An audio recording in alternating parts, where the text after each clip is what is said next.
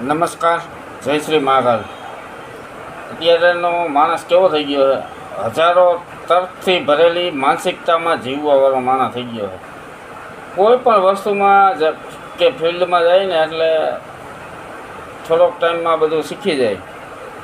પછી અમુક ટાઈમ થાય ને એટલે પછી બસ એના તર્ક ચાલુ કરી દે. એટલે તમે જો સમજો એવી દુનિયા નથી. કારણ કે પ્રકૃતિ રહી ને આ પળમાં છે ને અપગ્રેડવાળી વસ્તુ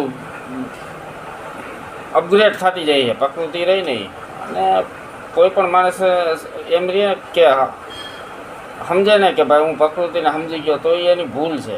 ખાલી જાણી આગે માણસો છે ને જાણી આગે, બાકી કોઈનું કામ નથી પ્રકૃતિને સમજવું. કારણ કે સેકન્ડમાં પ્રકૃતિ છે ને અપગ્રેડ થતી રહે અને માણસ એમાં અપગ્રેડ થતો જાય.